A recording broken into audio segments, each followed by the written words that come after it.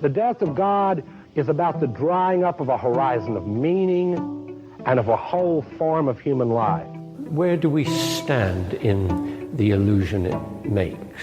What kind of space are we invited into? The material relations between people become social relations between things. When we look at toasters, corn, and TVs, we don't see still, to a large extent, live in the interregnum between worlds, if you will, or between paradigms. Not many people in the history of the world have faced that. Zero Squared is the Zero Books Podcast. Philip Cunliffe is a senior lecturer in politics and international relations at the University of Kent. His book, Lenin Lives, was published in September by Zero Books. It's Wednesday, November 15th, 2017, and I'm Douglas Lane, the publisher of Zero Books and the host of this podcast. I want to remind you that we've moved the Inside Zero Books podcast from the Zero Books blog to Patreon. This will make it easier to get the members-only podcast on podcatchers. And if you're a former member who emailed your address to take me up on the Zero Books parting gift of a random paperback, that should be on its way. You might also get a hold of Philip Cunliffe's Lenin Lives. And of course, if you haven't read it already, get yourself a copy of Angela Nagle's Kill All Normies. It's guaranteed to transform any leftist get-together into a struggle session. The music you're listening to right now is an instrumental version of the 1894 hit, I Don't Want to Play in Your Yard. But in just a moment, you'll be listening to Philip Cunliffe and I discuss Brexit and Lenin.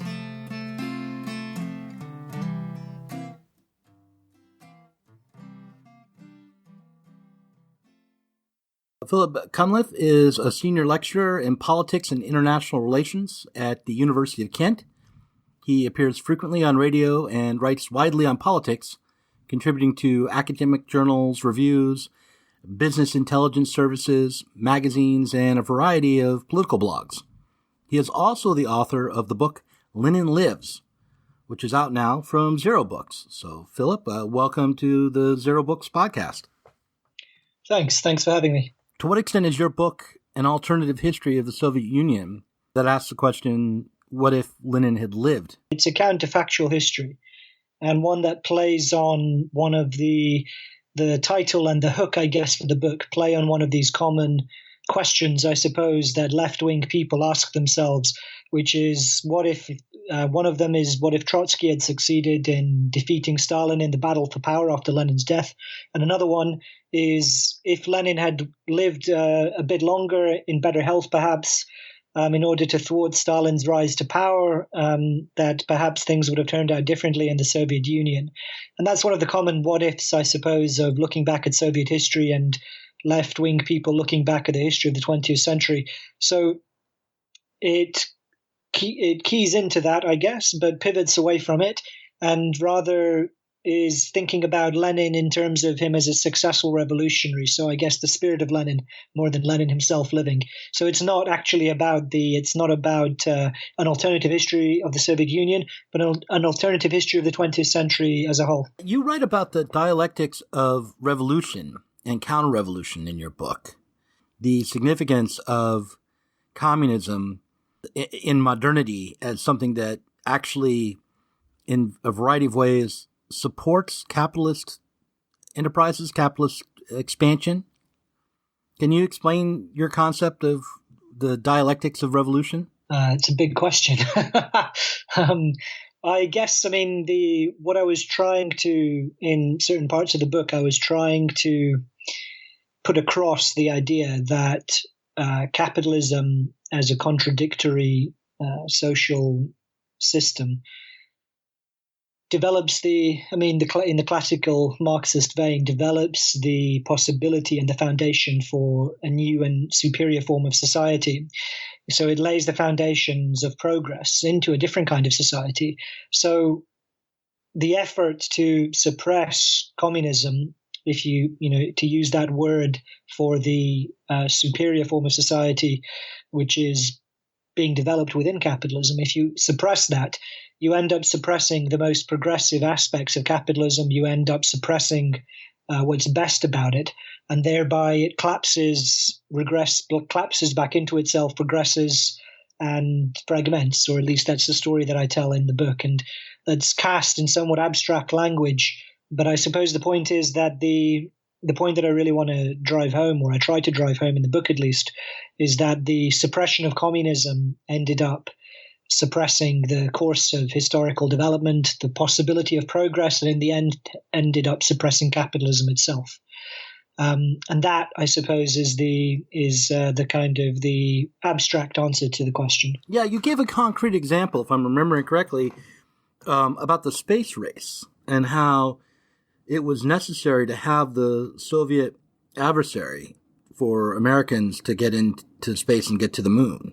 Is that a good example of what you mean by communism being necessary for the best aspects of capitalist development to be brought to the fore? Well, I suppose that's the opposite. So when I talk about, there is this saying, there's this kind of offhand saying about how the Apollo moon landings were the greatest success of Soviet communism. Just the idea that the Soviet competition with the Soviet Union spurred American capitalism to go further than it otherwise would have. And I don't wish, in the book, and the argument in the book isn't to suggest that communism is a alternative system which might be, have better healthcare, or might be more egalitarian, or might provide better public education, and that it's possible to kind of choose between the two, and that the two systems might be in some kind of long-term geopolitical contest in the way that they were in the Cold War. It's more, what I was trying to do instead is to suggest that communism it's not an alternative to capitalism, it's the next stage, or it should be the next stage at least, or would have been the next stage of human development. So something which was superior to capitalism. And so an example which isn't developed in the book, because it is in fact our history, the history of the 20th century, is more, I suppose, what we have actually had. So the intense expansion of the state, intensely kind of controlled and regulated state management of capitalism, the intense politicization of the economy, politicization of labor and control of labor, and at least in the old corporatist state, the integration of the challenge that labor organizations pose being integrated into the state. So we've inherited a very variegated, I guess, and complex social system, which is marked by the defeat of the working class, and the defeat of organized labor, and the defeat of the party of movement, the defeat of the left is built in to the way in which contemporary capitalism functions.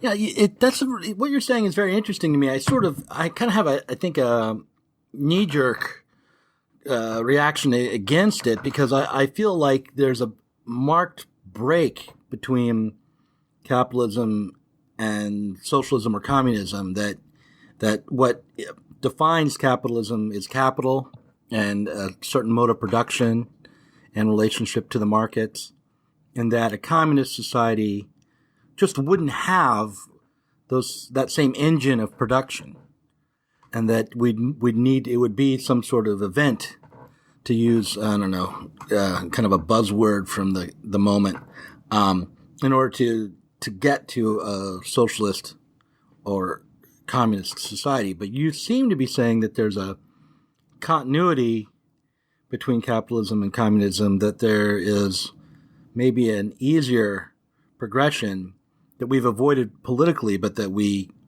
could have not avoided, and that we would have developed through capitalism in a kind of continuous way to communism. Or am I misunderstanding?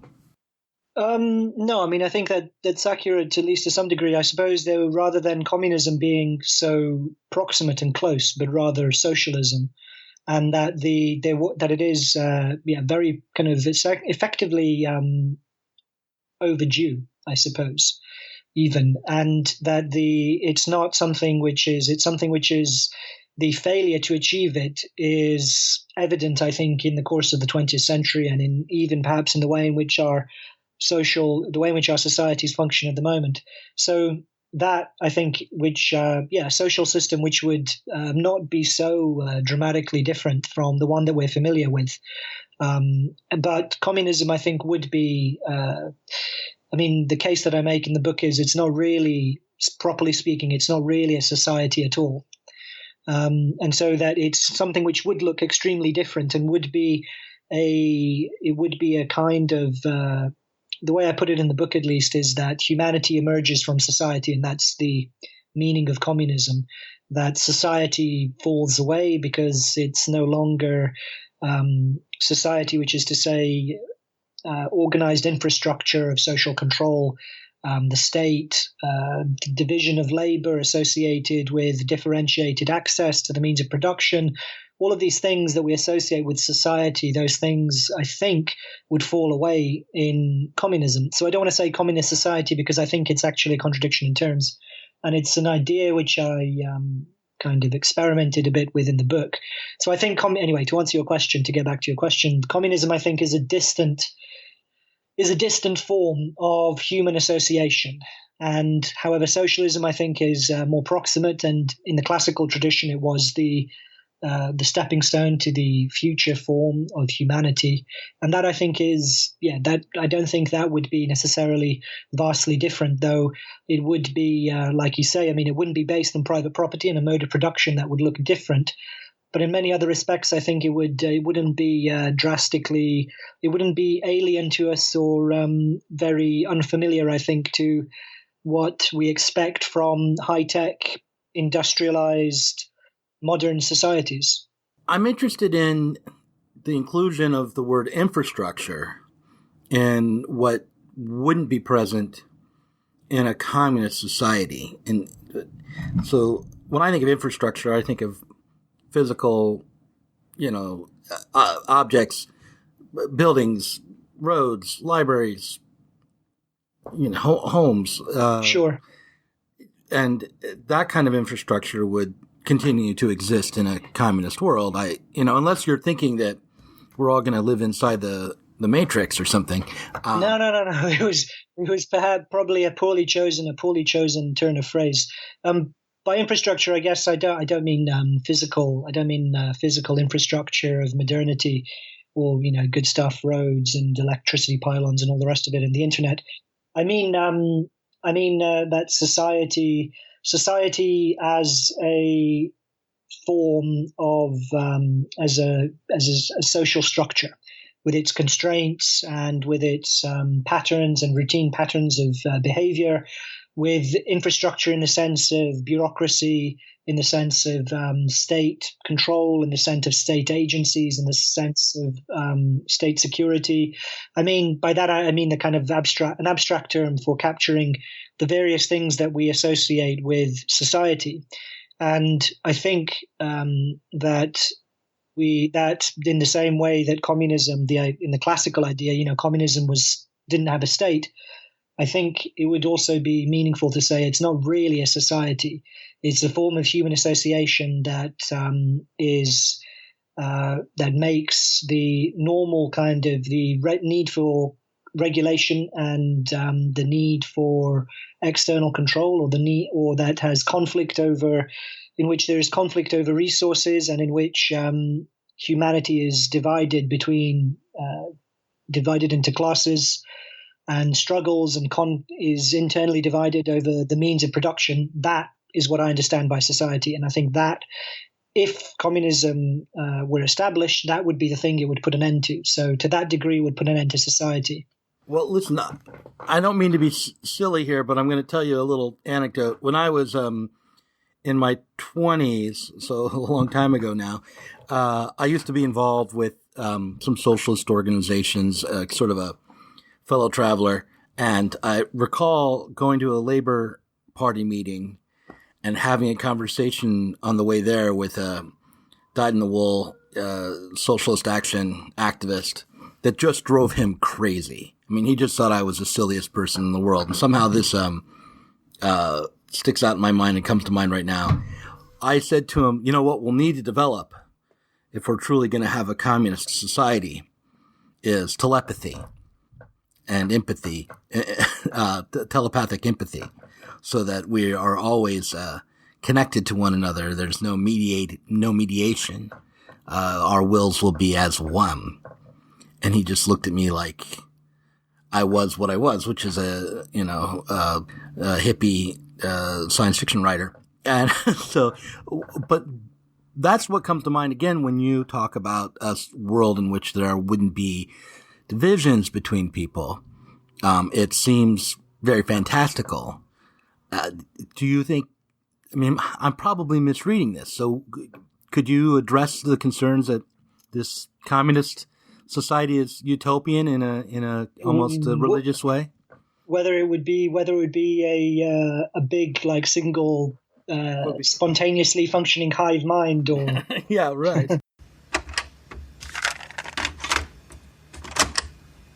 Can you help us? Our planet was taken over by some kind of entity. It absorbed the minds of our people. We didn't notice it until it was too late. The people it takes over, they look like your friends, your family, your leaders, but they're not themselves anymore. They're part of it. Then how do you know it didn't get on the ship with you? Those two ding-dongs seem pretty calm about the whole thing. Hey, no, Hold it.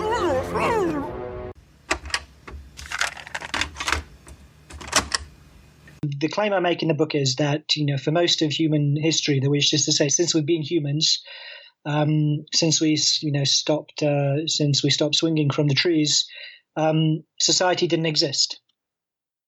In the sense of human beings associated, obviously, like we associated in small communities, bands of hunter-gatherers, what have you, and that's humanity.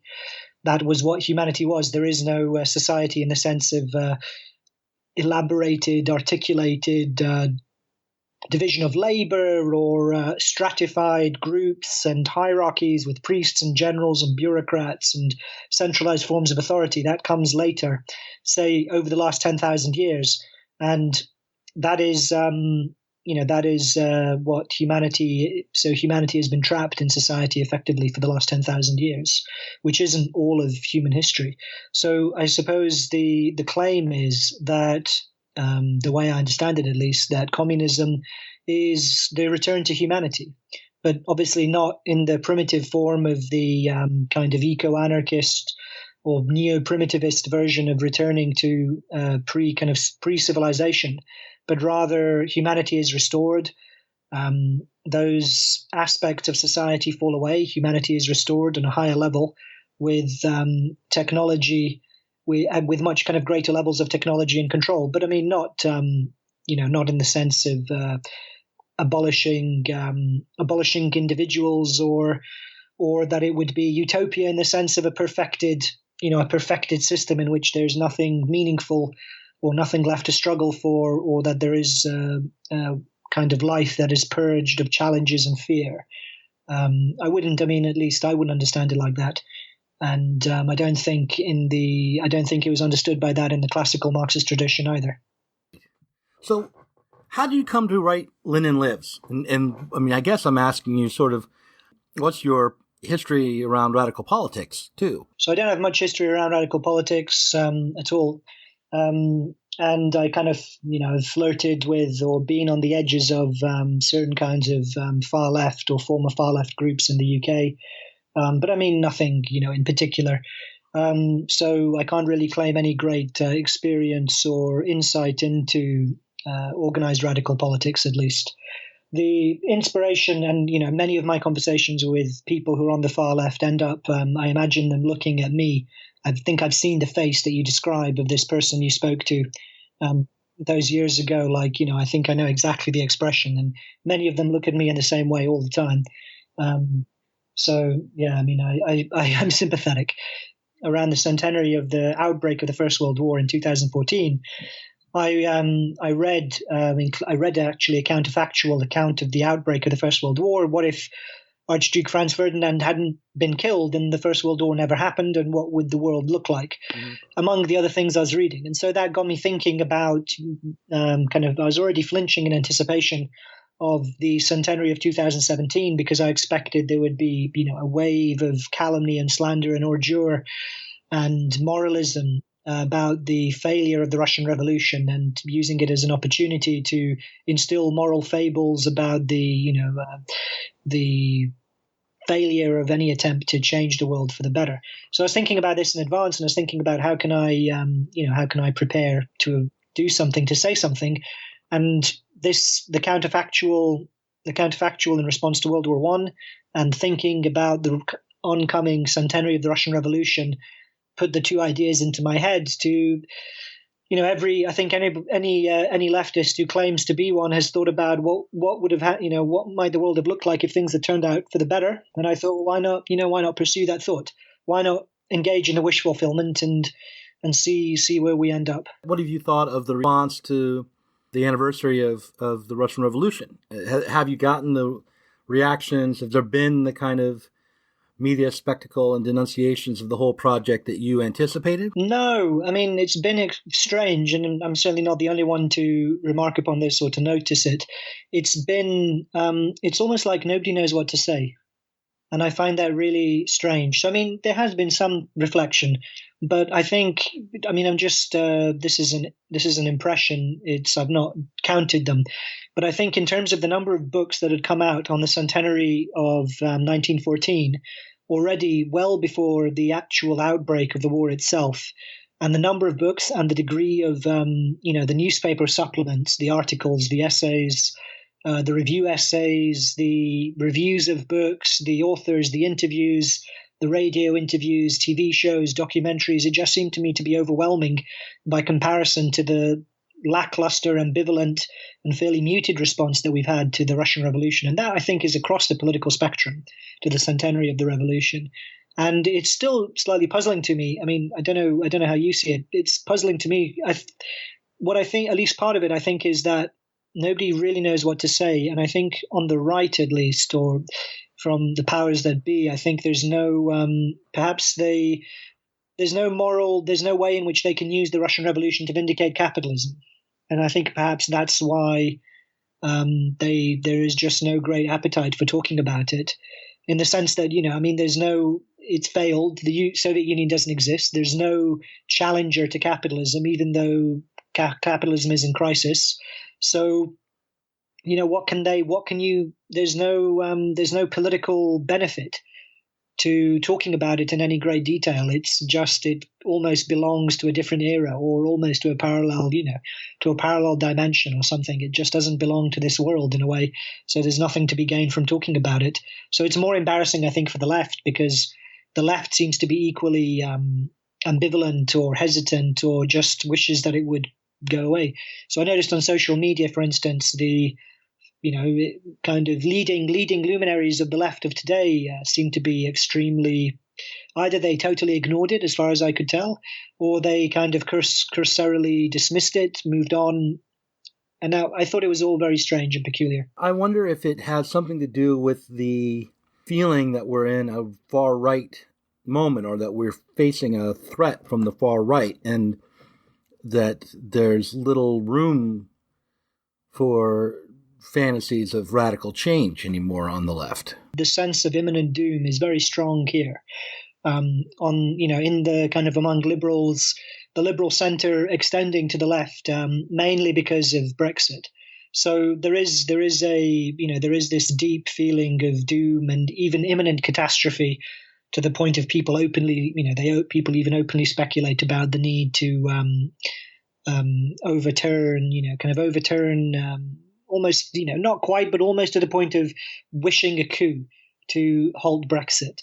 So I mean, there is that sense of almost imminent apocalypse here as well, I think, and I think deeply misguided, but that's another story.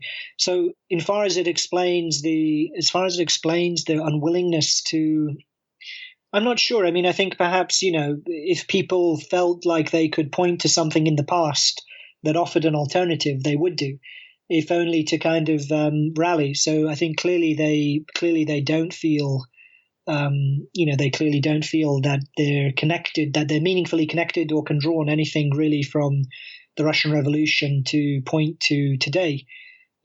So it's still mysterious to me, I think. But I think it seems to me at least that the left, in so much as they exist, kind of left intellectuals or far left organizations, perhaps even, but particularly the left intellectuals, they seem embarrassed by the revolution, or at least unwilling to say anything about it. What would you point to as what we should be looking at to be inspired by history and by the revolution? I could speak to things that I think personally are inspiring about it.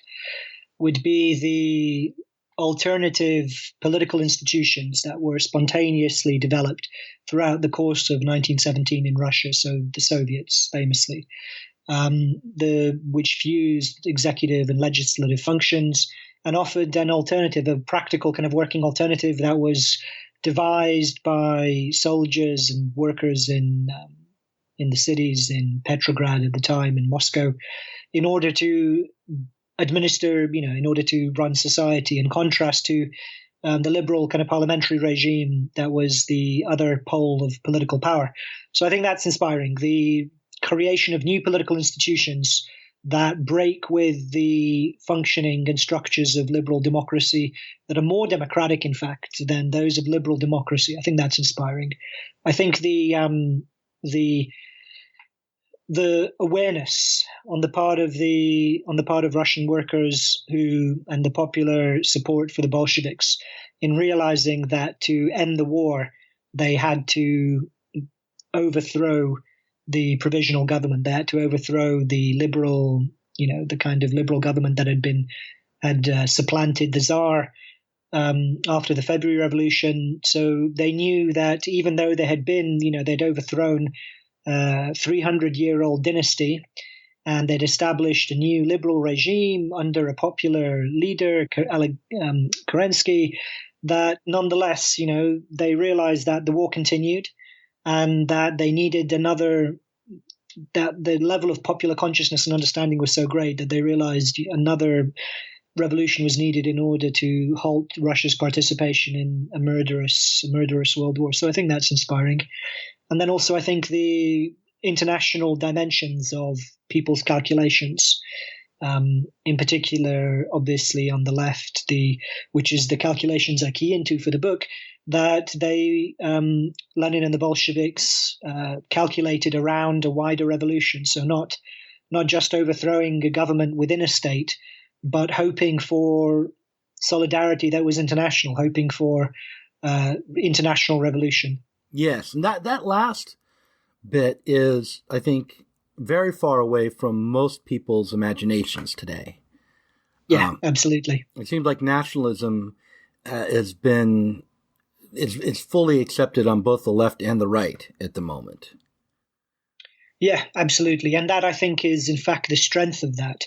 And the strength of the nation as the kind of container for any kind of political vision or project, I think, is an artifact of the defeat of the left and the narrowing of its horizons over the last century.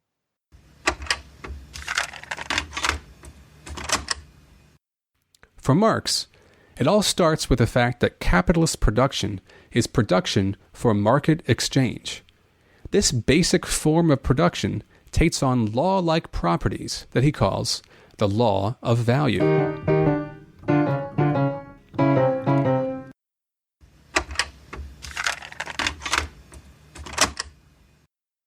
I wanted to bring up something from a different book to you. It's one you haven't read, so it's a little unfair, but I assume you haven't read it yet.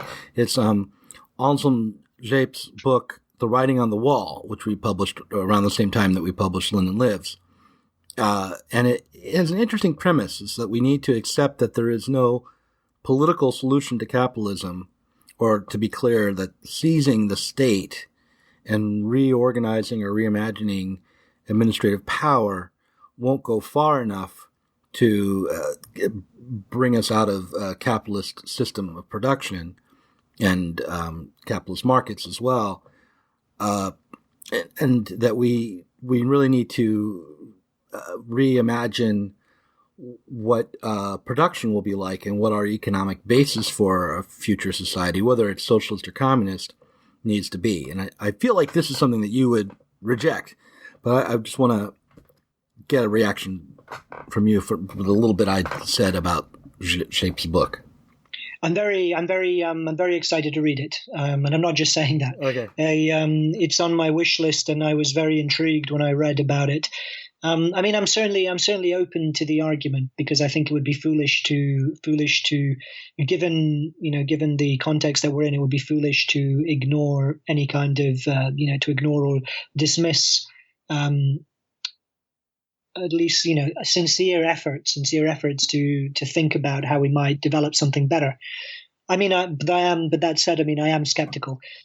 I would even, I'd venture, obviously without having read it, but I'd venture perhaps in the opposite direction and say that I think probably that it's perhaps more than ever, it's, excuse me, it is more a political task than ever before, I think, given the sheer kind of scale of the integration of the global economy, its tremendous sophistication, its incredibly technologically rich and developed levels of automation and sophistication, and all of this makes me think that it's all there. I mean, I think it's already, production is so deeply socialized, so deeply interconnected, so deeply automated, that really it is about a conscious, which is to say political reorganization of how we manage our affairs, more than it would be developing a new economic system.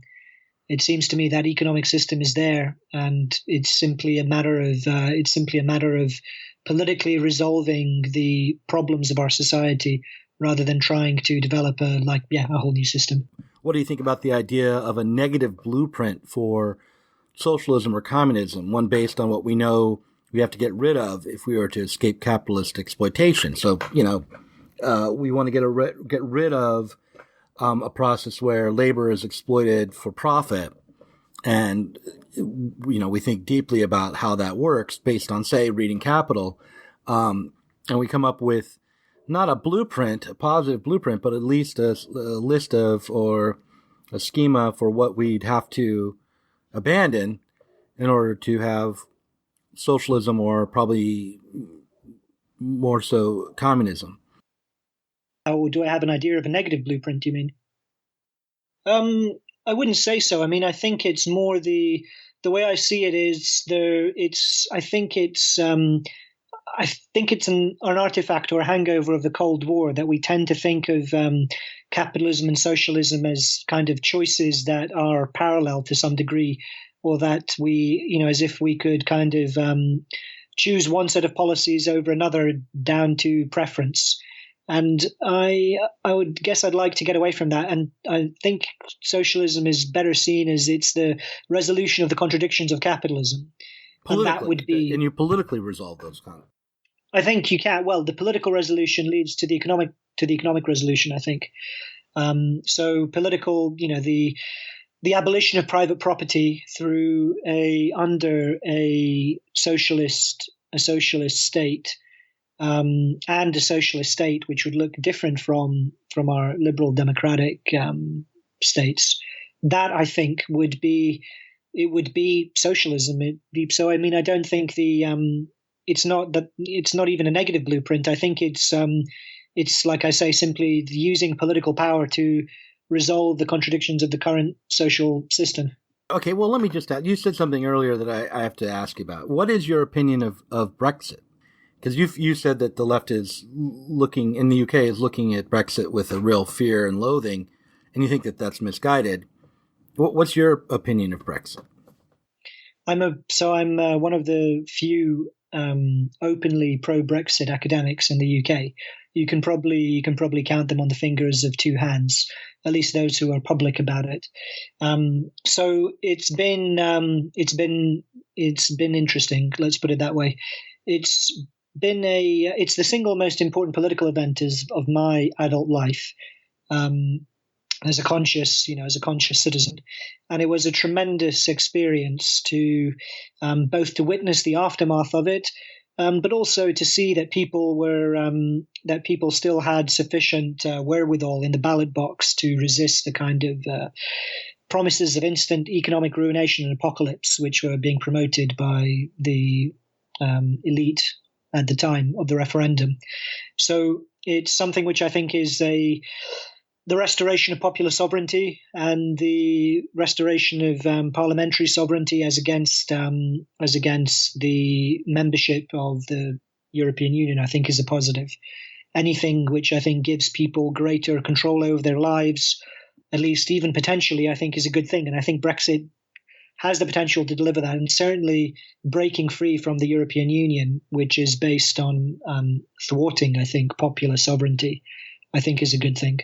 Yeah. So from your perspective, what's important is, even if it's just a baby step towards rebuilding a political project for socialism, it is a baby step in that direction because it wrests controls away from the European elites and puts control over the national fate back into the hands of the people. Yeah, and I would go even further. I mean, I'd say that even if it isn't a baby step towards socialism, it's still a tremendous positive, simply by virtue of the fact of giving the possibility of restoring democracy, of giving people more political control over their lives, of disciplining our political elites through the exercise of popular will, imposing will of the majority onto elites in what was a very clear expression. There was a very clear political choice, a meaningful political choice as well. Not just kind of choosing between two parties that have very similar policies, but I think a genuine political choice. And people felt it. Everything. I mean, it was astonishing. I don't want to overplay it, but like I had more. Normally when I talk to people and they ask me what I do, and I say like, oh, I'm a politics lecturer. They just kind of obviously they've got no interest in talking further. But during the referendum, in the run-up to the referendum, after the referendum, everybody wanted to talk politics, like kind of an ordinary everyday interaction. I overheard more political conversations. On public transport, eating out, drinking, all of these things. So there was, I think, we can already see the benefits of Brexit. I think the fact that Jeremy Corbyn now has ideological distance between him and the Tory government means that there is more meaningful political choice for the electorate than there was before, and that's an effect of Brexit. I think there's greater politicization among ordinary people, and that's an effect of Brexit. And all of those things are good things, I think. And like I say, I would value them even if I didn't think that there was any hope of getting us closer to socialism as a result. So I think there are two main objections. I think one of them is that it's a expression of xenophobia and nationalism, and therefore is kind of the idea of Brexit is incorrigibly corrupted and hostage to those expressions of narrow chauvinism. And the other is that the European Union, is kind of for the bosses, but so is the national state. And therefore, there's no meaningful difference in choosing between the two. It's a false choice. And obviously, I don't find either of those objections meaningful or convincing. But those are basically the two objections to a pro-Brexit position from the left, at least. Well, putting aside the charges of xenophobia, I think that there's just no denying that certain political players in the UK used xenophobia and racism to champion Brexit. That doesn't mean everyone did, but that was certainly an element of the pro-Brexit side. But putting that aside, my objection would be that the global economy will punish the UK and limit what the people in the UK can do after Brexit. That you're going to see economic consequences of Brexit, which limit people's autonomy and power and push the UK out of being a significant force in the world as it is. So you're going to see suffering for the working classes in the UK after Brexit, even though Brexit, staying in the EU is hardly some dream. What do you say to that objection? So I don't. I think the the xenophobia thing, I think, is there was, but I don't think it's defining of the pro-Brexit vote. Yeah. But in directly answering your question, so I think people who voted Brexit, and from what I've read and kind of encountered and talked about with people appreciate that there will be an economic cost, but that it's one that they're willing to countenance insofar as they think that it's worth it for the degree of the greater political control that they envisage, or the greater control over their own society that they envisage as a result of Brexit. So will there be economic disruption? I think there will. I think to imagine that Britain's economic problems are the result, either positively or negatively, of being in the European Union, I think would be to misdiagnose them. There are genuine economic problems in Britain: stagnant wages and low productivity, which has been, it's constantly shared on social media and in discussion as to that it's some of the worst among the rich economies in terms of low productivity and low wages, and just how slow and bad our recovery has been. And that's nothing, those things, they need to be tackled in the UK. I don't think our integration with the European Union is either here or there with respect to that. So, yeah, that would be my response, I guess. I think, I'm not speaking on behalf of working class voters, obviously not. But I think it would be fair to say that given the fact that the opinion polls haven't really moved, as there's no evidence in the opinion polls of regret over Brexit, I think people are willing to countenance some economic dislocation in order to see it through. Well, I know that I get paid in pounds for working for Zero Books, and I quite like that because the pound is worth more than the dollar. Yeah. I'm hoping that... So I guess you don't like Brexit much then. No, I don't. If it's going to mean the pound is going to be devalued against the dollar. Yeah. But that's perhaps not the broadest view. Okay, so back to Lenin. I'm just going to ask you this question. What if Lenin had lived? I'm happy to give the spoiler alert because I think it's it's not the main part of the story, I guess, in the book. Is that so? In the book, what happened in reality is he his health was shattered by overwork and by assassins' bullets, and he failed to really marshal any kind of significant or lasting opposition to the growth of Stalin's influence in the revolutionary state. In the book, he lives a bit. So in the counterfactual history I portray, he lives a bit longer, and his health is less kind of severely affected because of the success of the revolution spreading to the West. But he still ends up being two things. So he ends up being far less significant because the revolutions in the West overtake and surpass those of Russia. So part of the paradox of Lenin Lives is had Lenin been more politically successful, he would have also ended up being much less historically significant persona. So that's one kind of claim. But also he ends up fighting for, in continuity with his political biography, he ends up defending what are old kind of or classic liberal politics, defending the rights of nations to self-determination. The premise being that if the revolution had succeeded in spreading to the West, it would have resulted in a socialist Europe that was more German, given the strength of German socialism at the time. And the Germans, among German Marxists, they looked down. They were less respectful of self-determination than Lenin was. So, in the counterfactual story of the book, at least, Lenin ends up fighting a rearguard action to preserve the rights of nations, of minority nations to secede, their rights to self-determination against a more haughty, I guess, vision of German Marxism